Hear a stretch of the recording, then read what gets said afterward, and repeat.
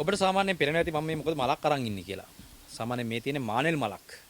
එතකොට මේ මානෙල් මලෙන් කරන්න පුළුවන් විශේෂ වර්ගයේ ලෙඩ රෝග කීපයකට ප්‍රතිකාර කරන්න පුළුවන්. ඒකයි මේ මලක් අතේ තියන් ඉන්නේ. එතකොට අපිට සාමාන්‍යයෙන් ගොඩක් වෙලාවට මේ වකවානුව තුළදී ගොඩාක් වෙලාවට මේ තියෙන එන්නත් කරණය ඒකත් එක්ක ඊට අමතරව සාමාන්‍යයෙන් රටේ තියෙන ගැටලුත් එක්ක ඊට අමතරව ගෙවල් වල තියෙන ප්‍රශ්නත් එක්ක ගොඩක් වෙලාවට මිනිස්සුන්ට තියෙන දෙයක් තමයි මානසික පීඩනය කියලා කියන්නේ. මේකට කියන්නේ ස්ට්‍රෙස් එක කියලා කියන්නේ. එතකොට මේ තත්වයක් සුව කරගන්න පුළුවන් දෙයක් තමයි මේ මානෙල් මලෙන්. ඔබ බලන ඇති කොහොමද මේ මානෙල් මලෙන් කොහොමද මේක සුව කරගන්නේ කියලා. සාමාන්‍යයෙන් ගොඩක් වෙලාවට මේක ස්ට්‍රෙස් එකක් තියෙද්දි නිින්ද යන්නේ නැහැ. එක තැනක ඉන්න බෑ.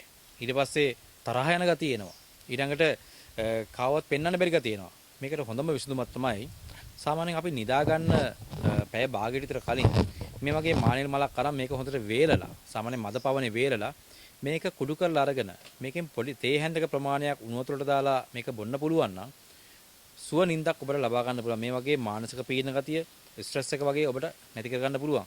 විශේෂයෙන්ම මේ මල අපිට භාවිතා කරන්න පුළුවන් අප රටේ ගොඩාක් වෙලාවට අද වෙද්දී ඉන්නවා ඩිමෙන්සියා වගේ රෝගී තත්ත්වයේ තියෙන කට්ටිය. ඊට අමතරව මේ පාකින්සන් වගේ රෝගී තත්ත්වයේ තියෙන කට්ටිය ඉන්නවා. මේ වගේ මානසික ආබාධ තියෙන කට්ටියට මේ මානෙල් මලෙන් සුව කරගන්න පුළුවන්.